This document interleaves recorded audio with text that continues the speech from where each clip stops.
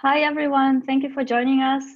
We have still 3 minutes, so let's keep this time for everyone to join.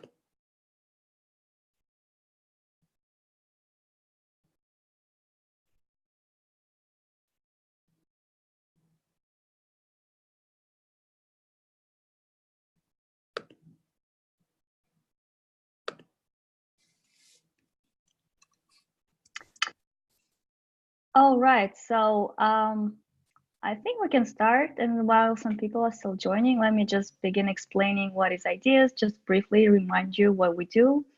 I hope everyone can see our slides. So on behalf of Ideas, I'm very excited to have you all today. Today's topic is the third wave of AI, chatbots with the brain, with Peter Voss. Big thanks to everyone who can join us today. And for those who are just watching the video on our YouTube channel, hope you can join us online next time.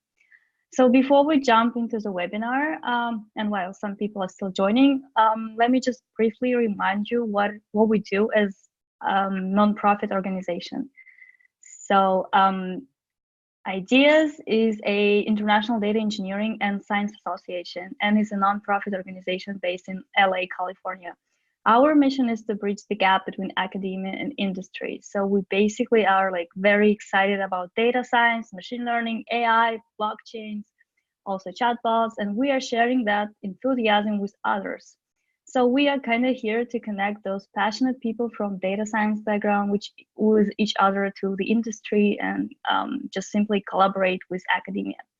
So this is our humble roadmap. We started 2016, and we're moving and hosting different conferences across the country. So 3 years, almost 4 years ago, the first conference was held on the campus of USC, and later we started to grow rapidly.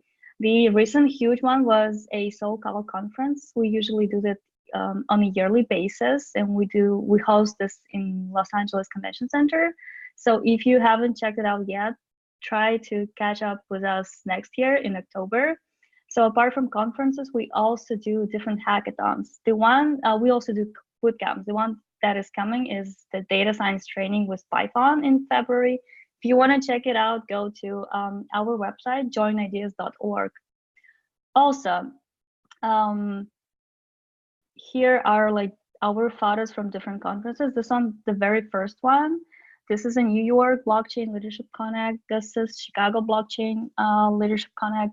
This is 2019 SoCal conference that I mentioned before. We had 200 plus speakers at that conference. Yeah, as I told you, we also have different meetups at different schools and different companies. So go to our website and check it out.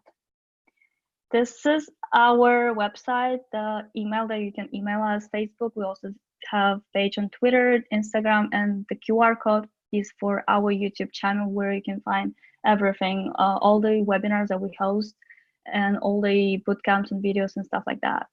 So now let me introduce our wonderful speaker for today. His name is Peter Voss. He has an incredible career, which includes being an entrepreneur, engineer, and a scientist. His experience includes growing a computer solution company from 0 to 400-person IPO. For the past 15 years, he has focused on developing artificial general intelligence, which is called AGI. In 2009, Peter founded a smart auction company, which offers the only call automation solution powered by an AGI engine. He now heads up a IGO AI Incorporation, which is developing and selling increasingly advanced AGI systems. So thank you so much, Peter, for joining us today, and I'm passing the whole presentation to you. Thank you, Dalia. All right, let me share my screen. Okay, do you see the other slides up? Yeah, thank you so much, Peter. All right, great. Actually, let me ask, Dalia, you said you could do a poll. Can we maybe just ask how many people are actually students at the moment? And then also the second question is, how many people are actually working in artificial intelligence, employed working in artificial intelligence? All right, so those people who are students, can you please raise the hand?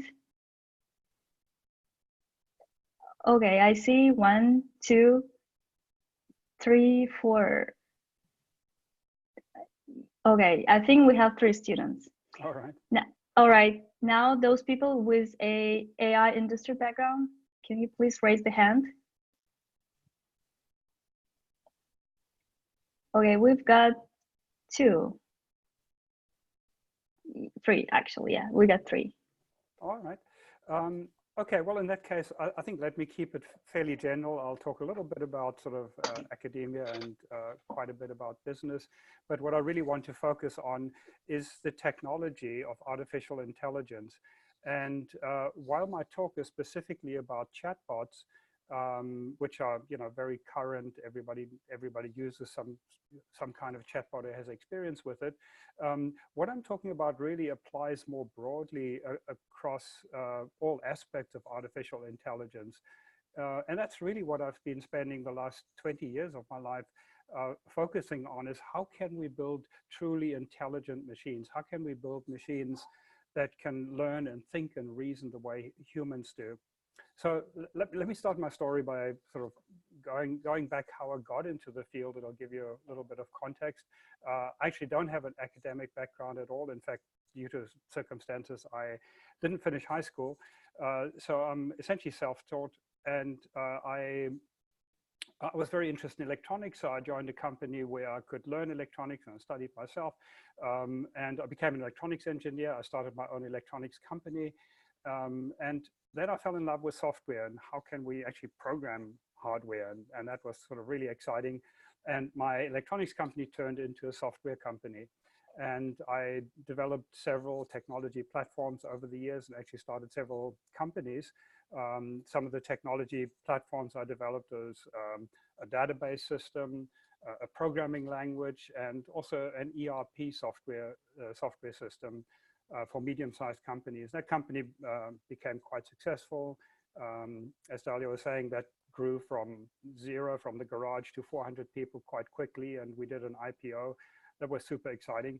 But it's really that that success that allowed me to then take off a number of years, take off 5 years actually, for me to study many of the fields related to intelligence. And I'm not saying even artificial intelligence, but just intelligence in general, because I thought it was really important to understand cognition and intelligence first before trying to build artificial intelligence. So I studied cognitive psychology, how do children learn? How does our intelligence differ from animal intelligence? What do IQ tests measure? In fact, I was involved with a project to develop a better IQ test, one that doesn't have the same sort of cultural bias that the current IQ tests have. And also in philosophy, going back into epistemology, the theory of knowledge. How do we know anything? What is our relationship, our consciousness? How's our relationship to reality? And how do we know anything? How can we be certain of things?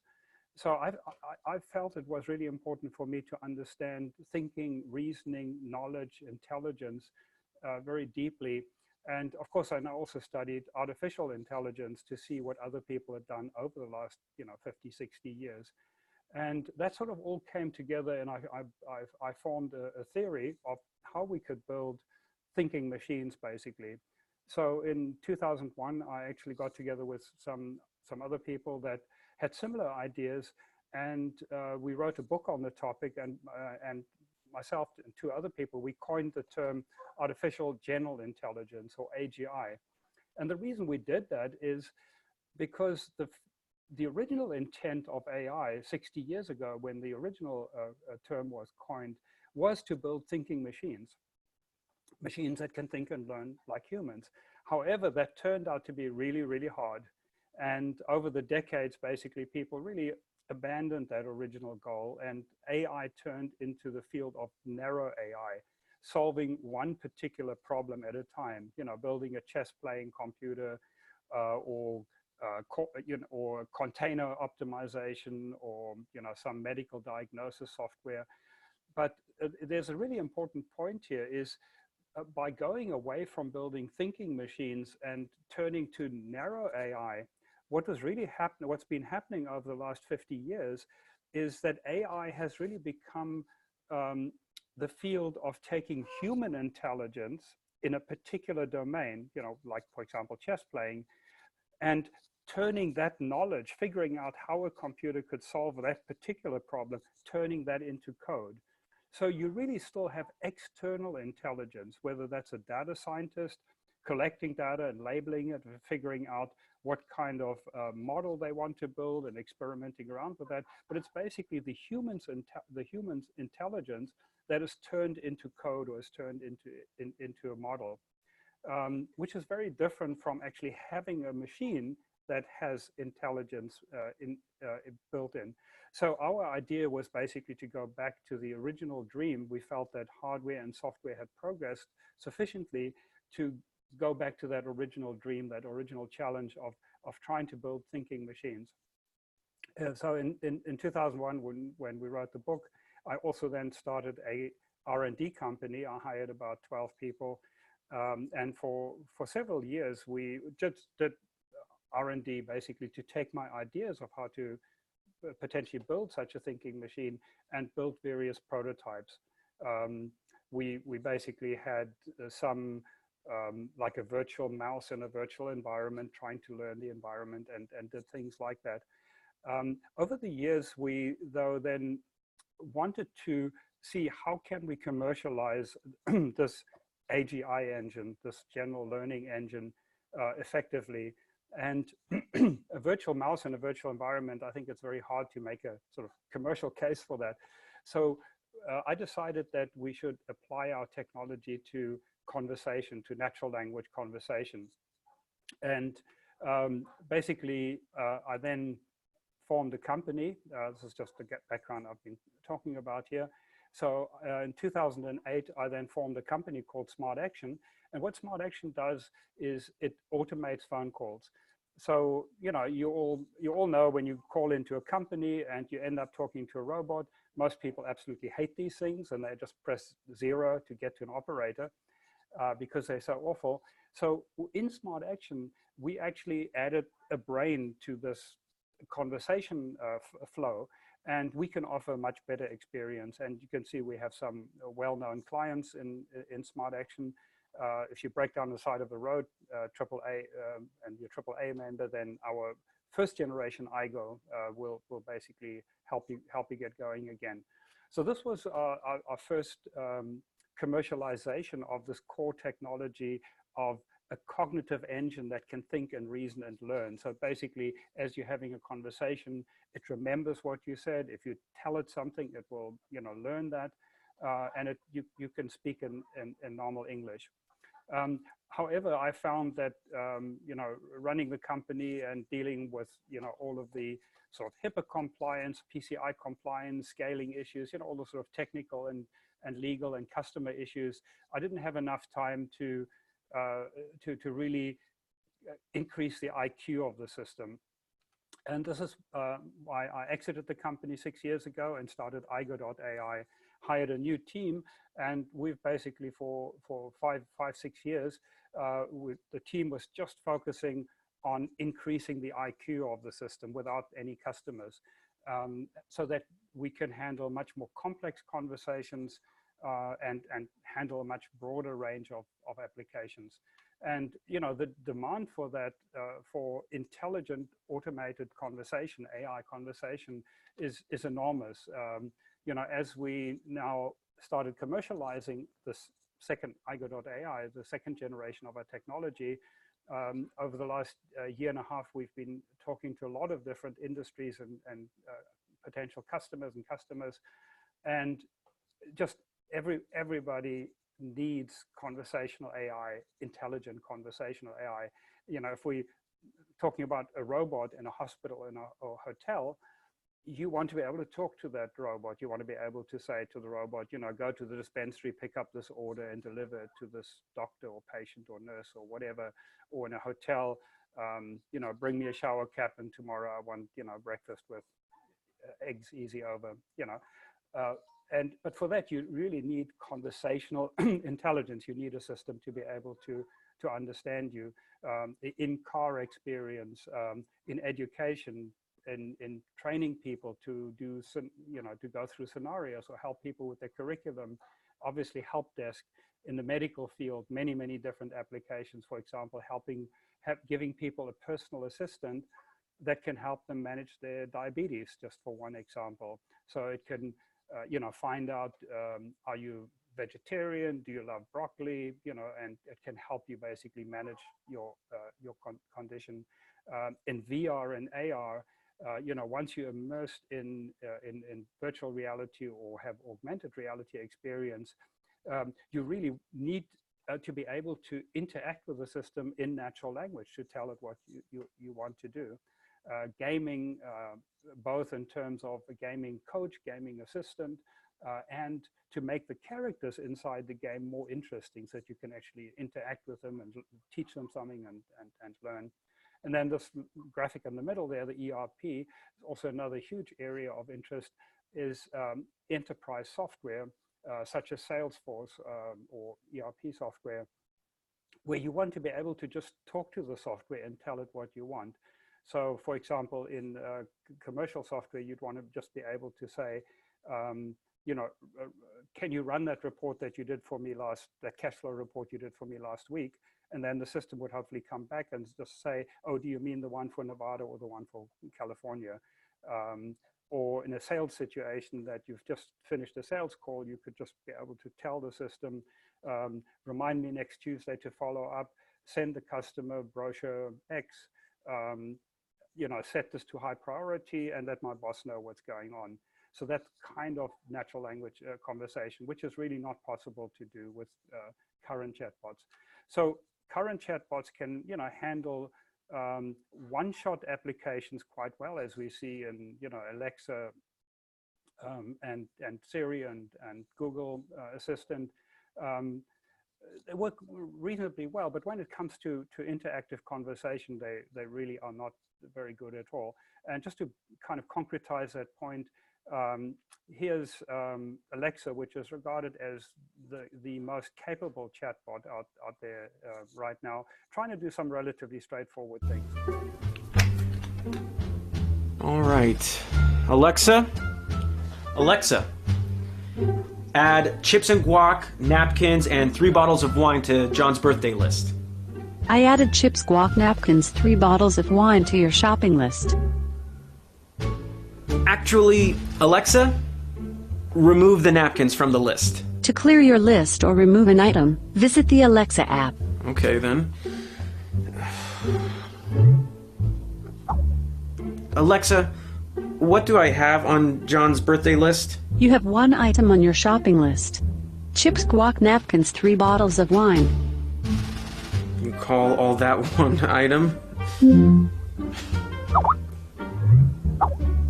Oh, Alexa, remember that John's favorite cake is red velvet. I'm not quite sure how to help you with that.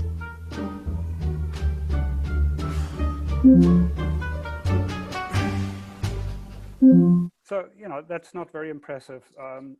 Doesn't know what list you're talking about, doesn't know what items you're talking about, therefore can't edit the items, and then can't learn simple things like what John's favorite cake is. So what I'd like to show you now is we've hooked up our brain, our cognitive engine, to the Alexa microphone and speaker. All right, let's make this happen. Igo, Hi there. What's on your mind? let's add chips and guac, napkins, and 3 bottles of wine to John's birthday list. Good morning, Sam. I don't know what guac is. Oh, guac is the same thing as guacamole. Okay, creating John's birthday list. Is that okay? Yep. I added chips and guacamole, napkins, and 3 bottles of wine to John's birthday list. What was the food on that list again? Chips and guacamole and 3 bottles of wine. Actually, let's make that 5 bottles. Sure. The list is now 5 bottles of wine, chips and guacamole, and napkins. Great, let's send it over to June. And ask her if there's anything I'm missing, please. Sending John's birthday list to June via email. Wait, always contact June by Skype. Okay, sending the list to June via Skype. Oh, remember that John's favorite cake is red velvet. Got it. Fantastic. Right, so you can see this is quite a different experience, more what you would expect from an intelligent agent. So if Igo doesn't understand a word, you can teach it, and it will now learn that guac's the same as guacamole, and use it in future. It can reason about things. What are the food items on this list? Use reasoning and context to make sense of, make that 5 bottles, what you mean by that. And then it can learn random but maybe important things like always contact June by Skype and what John's favorite cake is.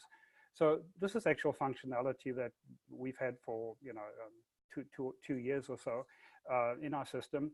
Now, a couple of comments here. First of all, our technology is not particularly trying to compete with Alexa or Siri, because there's an enormous amount of common sense knowledge that you would really need, and also. Our engine really is just text in and text out, so it doesn't have to be speech. It can be speech, but it doesn't have to be. So it can be on a phone, it can be on a chat. We can really implement it everywhere. As far as the intelligence goes, obviously the demo that we gave you of the capabilities show Igo at its best, and we're not showing you the blooper reel.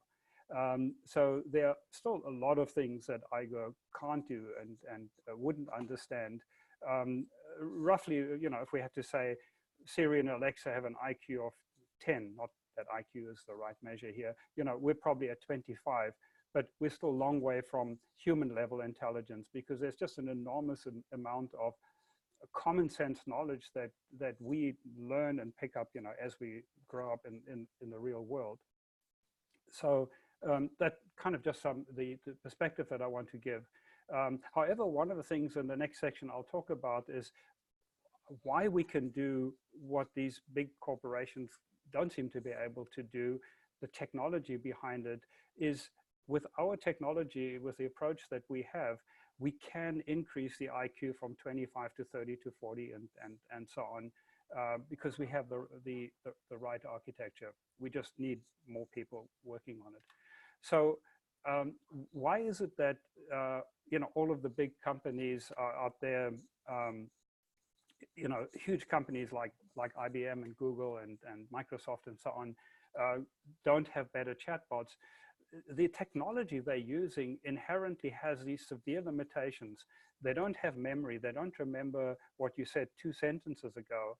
Never mind what you said last week or last year. They cannot learn interactively, even simple things like if you're saying, I'm moving to Oregon next month, they wouldn't know what to do with that unless they were very specifically programmed to look for that kind of phrase. They have very shallow understanding because they use statistical methods. So they just do statistical matching. There's no deep understanding. So literally, if you say, I hate Uber, don't ever give me Uber again, chances are that it'll still trigger the Uber app because it hears Uber all over the place. They really have no reasoning, no common sense. So you can't have an meaningful ongoing conversation, and you don't have a personalized experience that it's your chatbot, that your personalized assistant. And that's inherent in the technology, basically, that they have. They have no brain. The approach that everyone uses really is down to the big companies have a lot of data, they have a lot of computing power, so that's kind of the hammer they've got, and everything looks like a nail.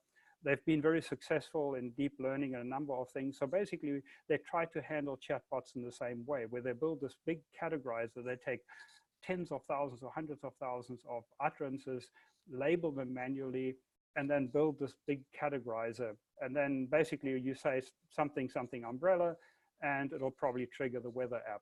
You know, you say, I hate Uber, and then it'll trigger the Uber skill. And you know, that categorizer doesn't take into account what you said earlier, and it's basically just trained at the factory, and it will simply give you one of those, trigger one of those skills, and then somebody writes a little flowcharty type program for Uber. Where do you want to go? How many people are going? And do you want Uber X? And that's pretty much roughly the technology that everybody's using. There may be some bells and whistles and you know, tools that they add to it, but that's essentially the approach that is being used right now. So to overcome that is really, you know, as I started really studying what is intelligence, what does it require? And one of the key requirements of intelligence is your ability to really understand when you hear something and not just have a stimulus response, you know, something, da, da, da, da, da, oh, I need to do this. You really need to understand what the context is, what's happening, and you need to be able to learn. If somebody gives you a new fact, you know, always contact me by Skype, that needs to change your behavior. And you need to learn how to be able to solve new, novel problems that you don't have in a training set and a data set. Now, there are a couple of ways I'll explain the technology differences here. One of them is DARPA have been giving presentations about what they call the 3 waves of AI, which we find quite a useful distinction. And what DARPA means by the 3 waves of AI is basically the first wave was logic programming, essentially, or logic approaches to AI. And that's really what dominated AI for the first 40 or so years, where you have formal logic, you have flowcharts, you have some maybe statistics and regression and so on. But primarily, it's about logic programming. Expert systems and so fall into that category. And that managed to, you know, solve a number of problems, like the first Deep Blue, IBM's chess playing champion, basically used this approach. Then the second wave hit us like a tsunami about 7 or 8 years ago. And that is when people figured out how they could build neural nets in a much more powerful way, much more effective way. And it's partly due to, or to a large extent, due to that we have so much more data now. You know, the big companies have accumulated so much data and so much computing power, and then a few tweaks to the neural network algorithms suddenly allowed neural networks with deep learning to become really super effective in a number of areas. For example, speech recognition itself became significantly better than it was before. Image recognition. And of course, targeted advertising, you know, being able to figure out if you have these characteristics, what ad should we serve you? And that's, of course, a multi-billion-dollar business. And so deep learning has been enormously successful, and that's why billions of dollars are flowing into it. In fact, if you're in computer science now, it's pretty much the only game in town. You know, just to tell you a little anecdote here, we had a brilliant intern working for us, an intern from Germany, who really got this, you know, brain approach that we have. And he went back to Germany to get his PhD. And basically, he couldn't get a sponsor for anything other than deep learning, machine learning. So he ended up doing his PhD in machine learning. You know, if you want to earn the big bucks, that's, you know, it's machine learning, deep learning. So it's sort of the only game in town right now. However, what DARPA is talking about is that third wave. What do we really need to do to get intelligent systems? Because the limitations of this second wave are actually quite well known and accepted by now, to the extent that the godfather of deep learning, Jeff Hinton, who made the big breakthroughs originally in deep learning, machine learning, 2 years ago said, my view is to throw it all away and start over. That's how frustrated he was with the limitations of deep learning. And he's working on some other capsule network, different approach. And the head of, DeepMind, for Google's AI R&D division, I think they have something like 600 PhD level researchers working on deep learning, machine learning. And yet the founder and CEO just, last year, well, more than just a little over a year ago, said deep learning is an amazing technology, but definitely not enough to solve AI, not by a long shot. Well, that's a pretty strong statement, indictment of what the limitations are when you're talking about what intelligence requires. So what is the third wave? The third wave is basically a cognitive architecture. And there we're going back to say, what does cognition require? What does intelligence really require? How do our minds work? How does our brain work? Really our mind more than the brain, because we're not that interested in the underlying mechanism. We have, very different material and approaches. Sort of the analogy here is, we've had flying machines for over 100 years, yet we're nowhere near reverse engineering a bird. So we don't want to get too stuck on how the brain works, but we want to know how mental processes work. And basically what happens is when we hear or see something, when we have some input that impinges on us, we try to make sense of it immediately. We might look around, we might ask for clarification, we might think about it, but we try to make sense of what we see, and we try to integrate it into the existing knowledge that we have, so that this new information we're getting can then be used in the context. So building a cognitive architecture is basically building a system that has all of the essential elements required for cognition, and inherently making sure that it has all of those. Now, cognitive architectures have been around for quite a few decades, but there's very, very little effort being put into them right now, because up to now they haven't really worked that well. But of course, the same was true with neural nets. They didn't work too well until 8-9 years ago when they had those breakthroughs. So things maybe don't work until they do work, until somebody figures out, well, how can we get this to work? And we identified basically what the limitations of the previous approaches in cognitive architectures were. In some part, it was basically the lack of processing power and memory and so on. But more importantly, it was really the design had some serious flaws. They were too modular. They don't have the various components of cognition really being integrated and working synergistically together. And they were basically just the way they are architected, they didn't perform well enough. So this is what I figured out some 20 years ago, and this is what we've been building, perfecting, commercializing over the last 15 or so years, is basically a knowledge graph that encodes your knowledge and skills, similar to the way our neurons do that. And then all of the cognitive components, the learning, understanding, memory, language generation, and so on, are basically mechanisms that are tightly integrated, work together against this knowledge graph that you have. And I can answer some questions. I'll leave about 20 minutes or so for Q&A at the end.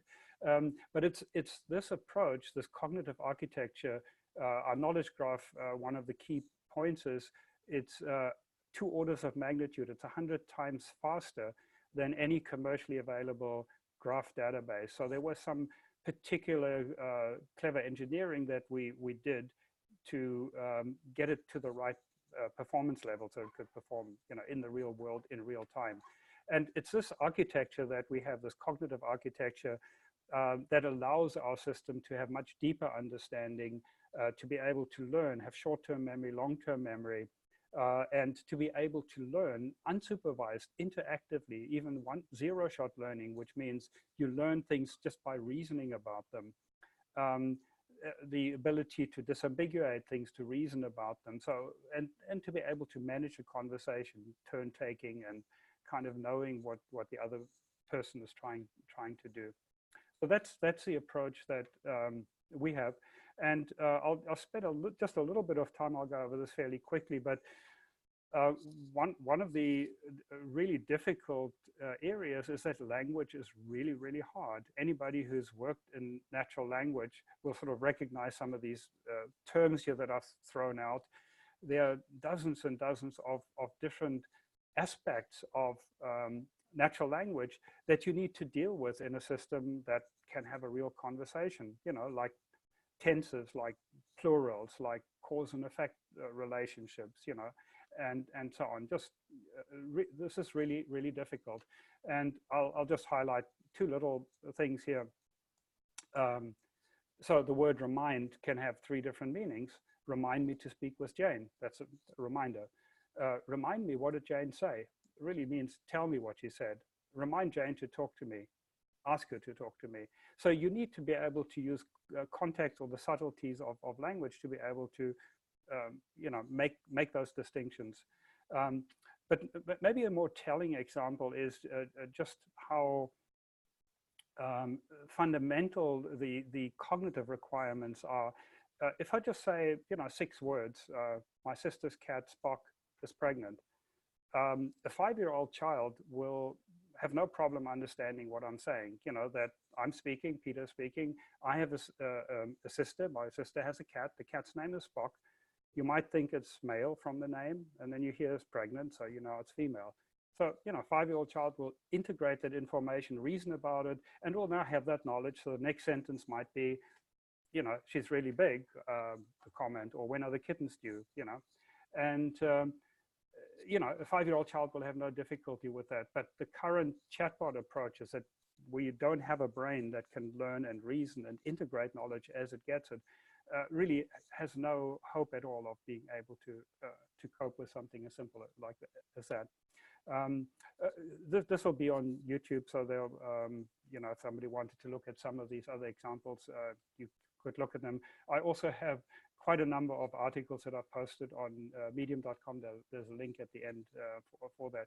So just to kind of highlight the contrast now between the different approaches, you know, chatbot without a brain using first and second wave technology, or chatbot with a brain with a cognitive architecture, a third wave.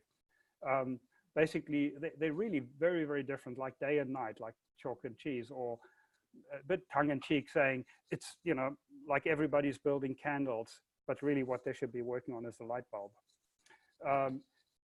It's not about how, you know, it's basically with chatbots, you teach the system at the factory. So you gather all the information and you build a model, and then you deploy the model. But the model itself, when you're interacting with it, doesn't learn. So that's a big difference. Whereas with a cognitive architecture, the system can learn interactively. With the current conventional approach, you need huge amounts of training data that need to be labeled, very tedious, and you know, if you have a change in the domain, it's very difficult to deal with that. Whereas with our approach, it's the quality of the data that matters, not so much the quantity. I won't go through each of those. One of the other very important distinctions is that chatbots, because they use statistical systems, these deep learning, machine learning systems, they are black boxes. So basically, you give it an utterance and it spits out, oh, I think it's you want Uber, or you want the weather report or something. If it gives you the wrong answer, you can't actually figure out why that is. It's a black box. It can't be analyzed, which is actually a huge problem, because if you have an AI making decisions for you, that may be very important, and you can't know why it made that decision, why it came to that particular conclusion, then that's really a severe limitation. And a lot of people are struggling with that, with using these machine learning approaches. And usually the only remedy is that you can give it more training data and you know, hope that that will solve the problem without having catastrophic forgetting. Whereas with our approach, we can say exactly why it came to a certain conclusion. All right, let me move on. So, you know, this is sort of traditional approach, and the limitations in another way of looking at or categorizing it, a lot of people are now starting to talk about chatbots at level 1, 2, 3, 4, 5. Similar to self-driving cars, we have a level 1 to 5. And current cutting-edge chatbots from the big companies are just sort of struggling to get to level 3. Whereas with the cognitive architecture, you straight away are at level 4 type of cognition. Level 5 ultimately is sort of really getting much, much closer to human level metacognition and reasoning, and being able to just like read an article and really make sense of it.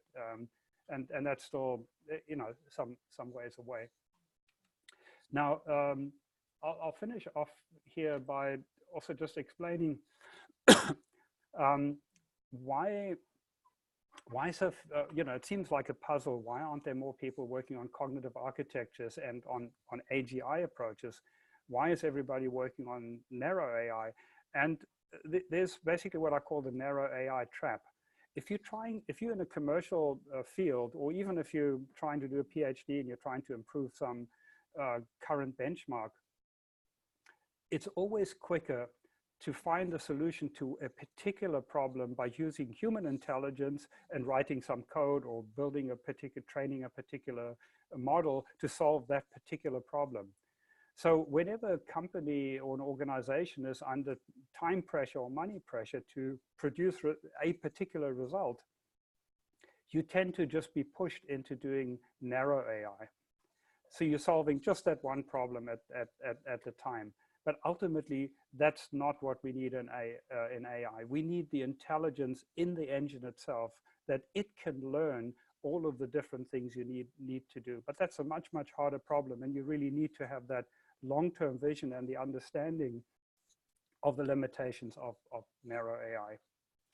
I think I can pretty much, well, let me just say a few words about this.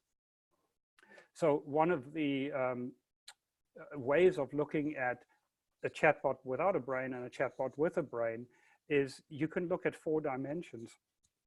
The one dimension would be, we call them the 4 C's, competencies. Now, Alexa has, I think, 100,000 different skills. But, you know, a lot of these skills are not very impressive. It's a bit like having millions of apps in the App Store. But anyway, you can have lots of simple skills in a chatbot. But when it comes to how much of a reusable core do you have, that basically when you teach the system or you build a system to do one thing, that this can then be reused to do something similar. They really don't have those mechanisms.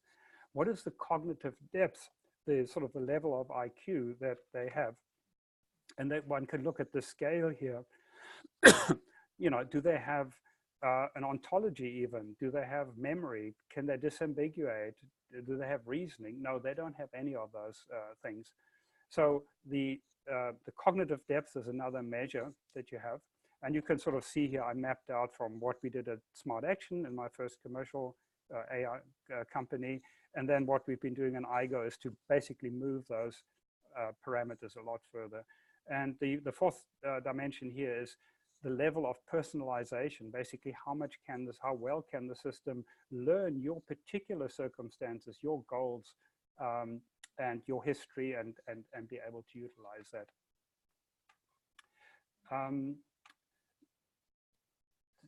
One thing that might be interesting to people who are looking sort of for a career in that is one of the surprising things of our approach, or that surprises a lot of people, is that with all the capabilities our system has, often ask how many millions of lines of code do we have, and we have less than 50,000 lines of active code in that. Because most of the intelligence is really in this neural network that we have, in this network, this knowledge graph that we have. And this also reflects on the people on our team. This is a little bit outdated, but it still shows you that about 7 out of 10 people in our company are actually what we call AI psychologists. They're not programmers, they're not computer scientists, but they're linguists and cognitive psychologists, because the whole idea is to teach the system rather than to program it. so that you're teaching it new skills, you're teaching it ontologies. Now, the final goal, the dream of where we're going with our technology, that one of the things that motivates me is I'd like to see everyone have what we call a personal assistant. And we double up on the word personal because it's really important in three ways. Personal in the sense that it belongs to you, not some mega corporation. And it serves your purpose, not the purpose of some mega corporation. You're not going to get Siri telling you that Samsung has a new phone out, or Alexa telling you that there's a sale at Walmart. You really want a personal computer to belong to you and to serve you. Secondly, personal, that it's personalized to you. It's not a one size fits all. It knows what your goals and motivations are. And the third, personal, is that it's intimate, it's private, that it basically only shares information with whoever you wanted to share information with. So at the moment, we are dealing directly with all of these different chatbots, and they're getting more and more of them. Your bank, your insurance company, your physician and whatever, they all have chatbots. So we have to deal with all these different chatbots, but really, and as I said, they're serving the corporation's agenda, not your agenda. So really what we want is our own personal assistant that really becomes like an extension of our own brain, and it can then deal with all of these other chatbots and services. So that is really how I see the future going, and for that we need a chatbot with a brain. So I think that's what I have. So we have, I think, 15 minutes for Q&A. Thank you so much, Peter. That was interesting. It was very informative. We don't have questions right now, but I think that people are still processing the whole information that you just gave. So let me just give you one question that I have. So processing the language, the all complexities that usually languages have, how do you deal with different accents? Is there any specific strategy to mitigate the complexities of different accents? Right. So the couple of points to this. As far as accents themselves are concerned, we currently don't deal with the speech recognition part of it. It's a very difficult problem, and big companies are spending billions of dollars on trying to improve speech recognition.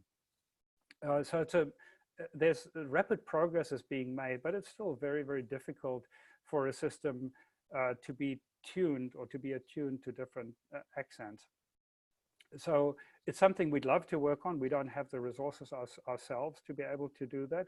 However, there is an important element where, again, having a brain is important, and that is when we don't, when we talk to somebody with an accent, or we listen to somebody with an accent, we can make sense of things that we don't really fully understand. If there's some words that we don't really understand, we can guess, because we know we can use the context, we can use reasoning.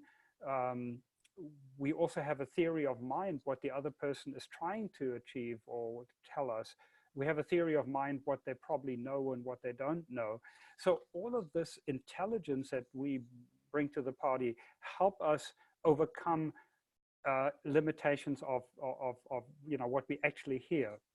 And that is something that we actually will be working on as well, is to integrate speech engines that other people are building with our brain to improve the recognition ability of different accents.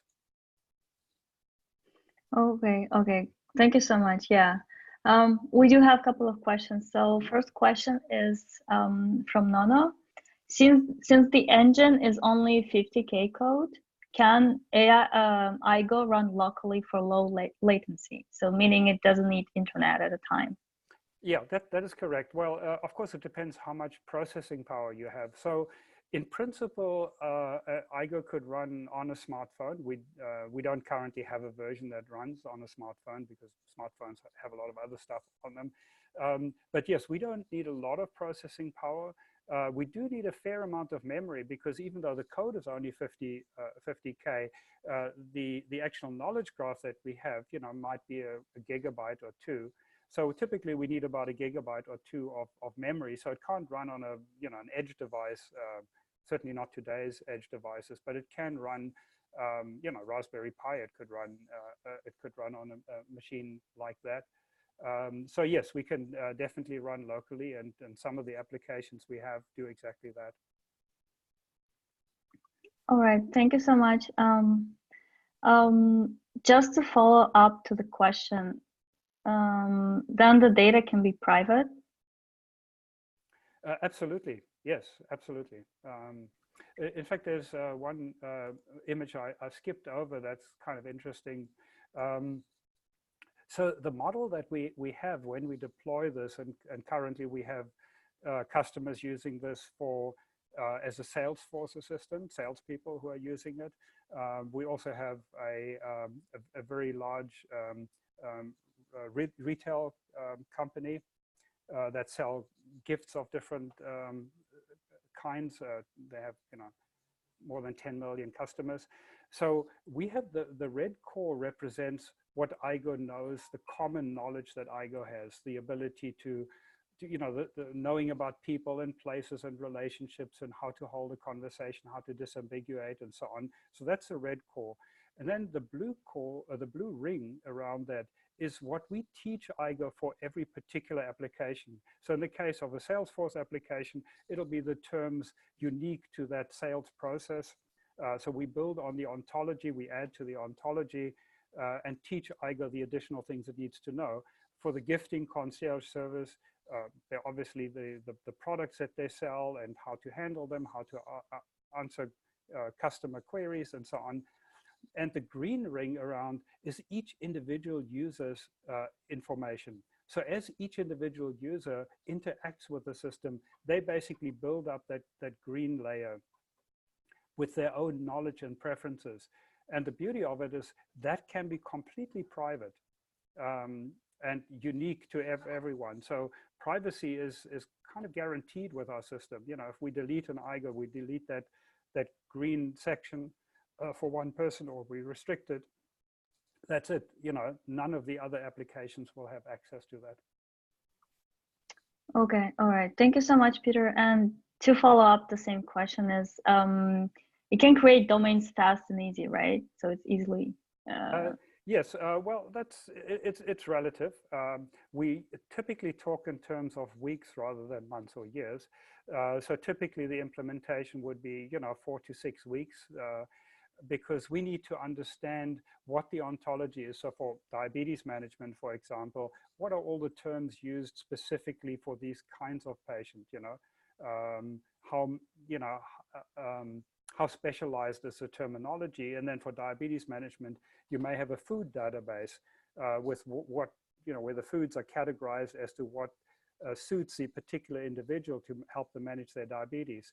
So to integrate that knowledge into our system, getting it into the brain is trivial, but making sure we have good knowledge, that the quality of the knowledge of what is actually required for a given application, as I say, usually takes 4 to 6 weeks or so for us to work with a client to give it that information. And then usually you keep adding capabilities to the system as you go along. Thank you so much for your answer, Peter. Thank you so much, Nona, for the question. The next question is from Wes Chan. How is the long-term memory implemented?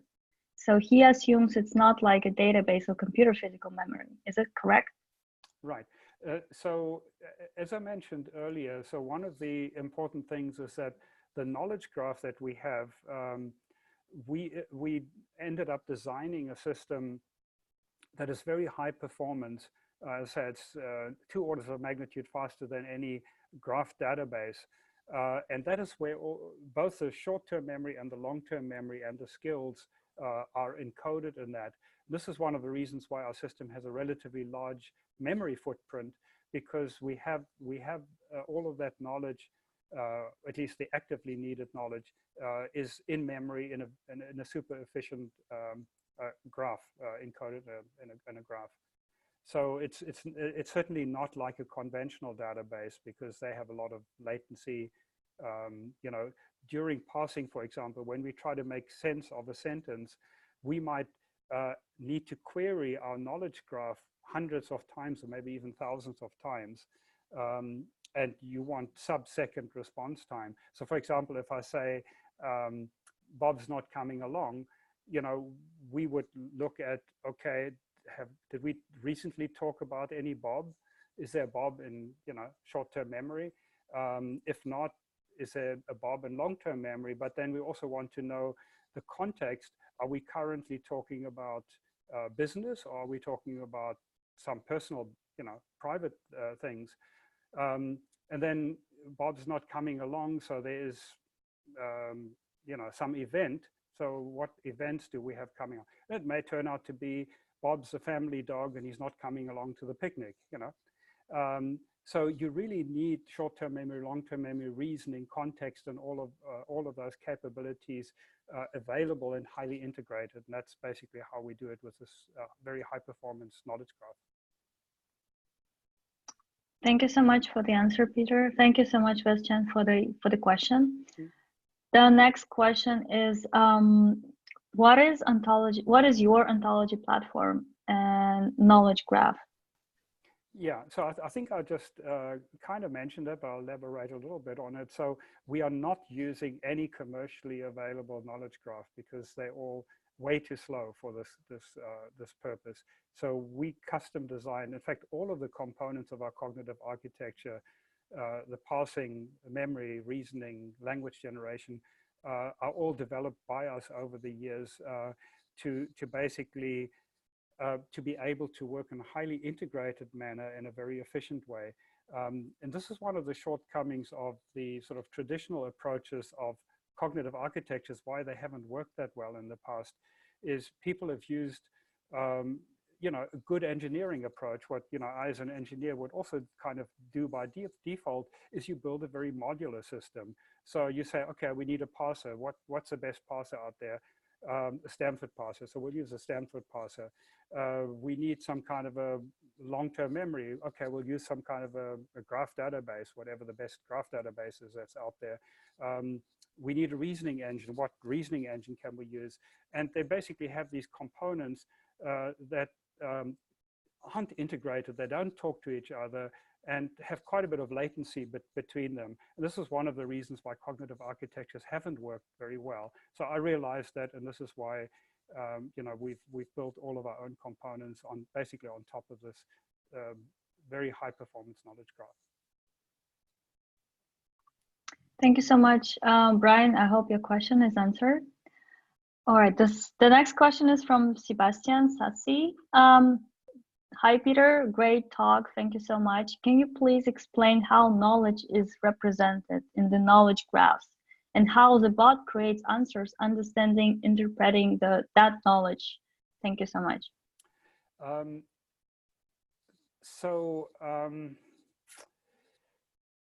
Yeah, I don't, there's sort of a whole presentation we have that I don't have time to, you know, to show right now, but it's really encoded the way you would sort of expect knowledge to be encoded. Let me take a simple example. If you talk about the fast red car, you know, you basically have a node of the particular car, which would be a type of car, and then it's red, which is a color, and, you know, it's fast, which is speed. And so your ontology is basically the infrastructure that you have, the ontology about concepts of different things, concepts of things, of properties, of relationships, and so on. And then the particular knowledge, the instance of a, you know, particular car, particular person, a particular action, is also encoded in that knowledge graph in a hierarchy, so that you can reason about that, you can generalize over that. So that's basically how it's encoded. And our parser together with our reasoning engine, our inference engine, when we hear a new sentence, um, you know, uh, Jim bought the fast car, or sold the fast car, then basically between the parsing and the reasoning engine, utilizing context and short-term and long-term memory, we figure out, do we know which car we're talking about? Do we already know this car? Is this something we know? And if from the context it's clear that, oh yes, it's a car we spoke about 2 sentences ago, then we can make that connection and say, he now sold that car to maybe somebody else. And that is then encoded in the knowledge graph. If it turns out that we don't know about the car, then we will learn, oh, there's a fast red car that he sold, and we'll learn it on the fly. Or if there are multiple fast red cars that we know about, then we might ask to clarify, do you mean, you know, the Jaguar or the Ferrari, you know, whatever it might be. So so basically we interactively use reasoning, memory, and what the parser can do in terms of making sense of things to update the knowledge graph on the fly and to be able to reason about it. And question answering basically works in a similar way. When we get a question coming in, we basically first identify what's the subject, object, what are the prepositions involved, what type of question is it? Is it a when, where, how, or a yes/no question?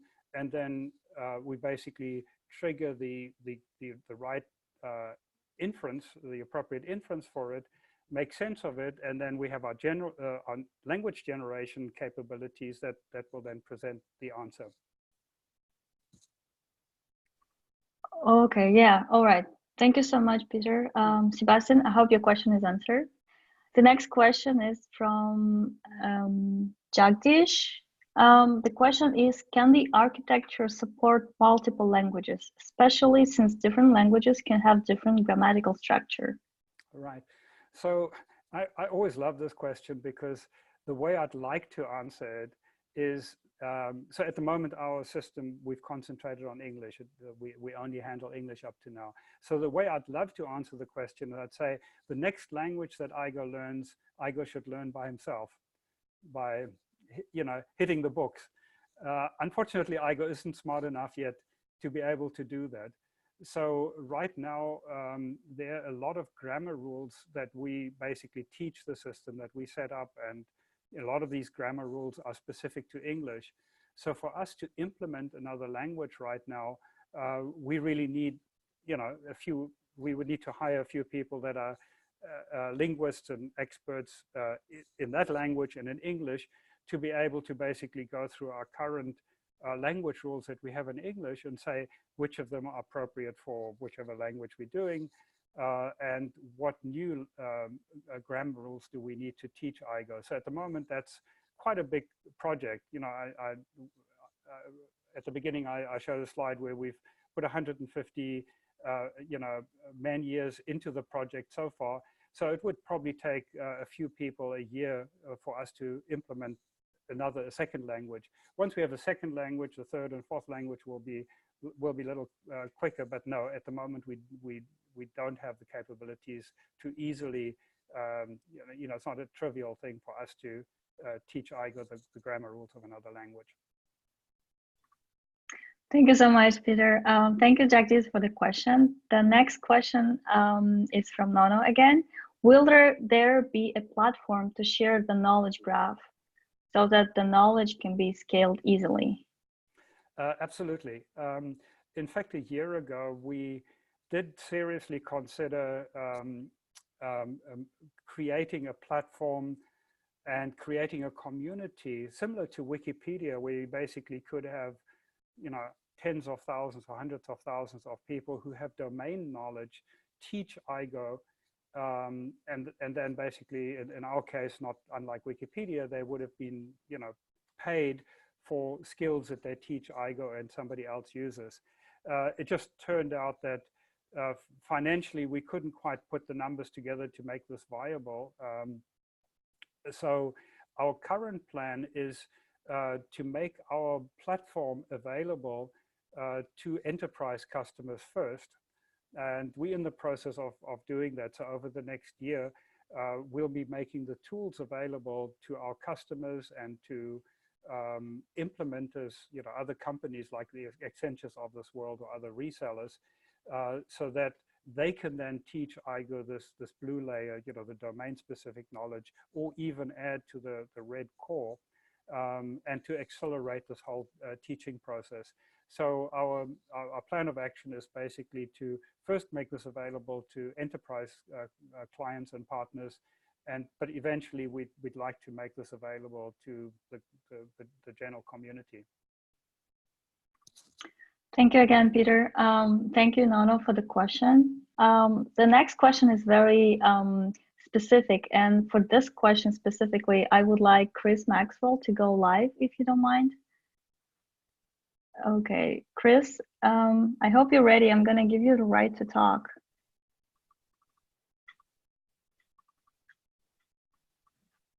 Hold on a second.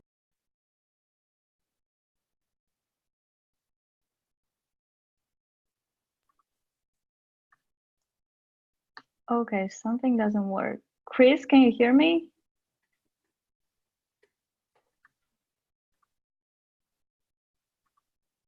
Okay, yeah, I guess some kind of technical issues.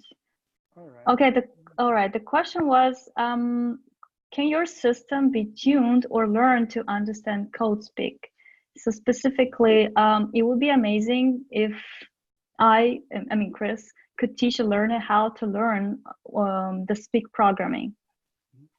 Yeah, I totally know what you're talking about, being a programmer myself. So one of the, I have to juggle basically my sort of scientific hat of what I'd like to explore and like to do with my business hat of what is basically viable commercially. What can we get funding for? How can we bootstrap our company? But being able to program in natural language to basically tell the system what you want, and it could then ask back questions and can generate code, is very definitely one of the projects I want to work on, and I'd love to work on. I have a lot of ideas on how to do that. So it's really just a matter of us having the resources to be able to work on that project. But it's absolutely something I'd like to do. Ultimately, I see our system also being extremely useful as being a research assistant in so many fields, that it can help us, solve the difficult problems that are facing us, whether it's energy or pollution or, aging, disease, or governance, that we basically can have smart AI to help us figure these things out much more quickly. But programming is definitely one of the things that I see as being quite feasible to do with our architecture. It'll just require quite a bit of work. All right, Chris, if you would like to ask any more questions, just let us know. But I hope your question is answered. The last question is from Noel Gomez. Are there any, well, you actually talked already about the platforms, but it's like a little bit different. Are there any platforms out there that companies can leverage to build a performance knowledge graph, or does anyone who want to do this as you have already done have to create a database graph? Yeah, so, yeah. Our system is completely proprietary. We had to really build everything from scratch to make it work together effectively as effectively as it needs to be. And so right now, the tools we have are really designed for our team to use. We haven't spent we basically had to always decide how do we want to use our money and our effort. So our effort has gone into trying to make the system as smart as possible, and not so much to develop tools that other people can use. But now that we've launched our company commercially last year, we are now developing the tools for other people to be able to develop knowledge graphs, for our system, or to extend the knowledge graph. And as I said earlier, we expect to make that available to commercial clients soon, but eventually also to anybody who's interested.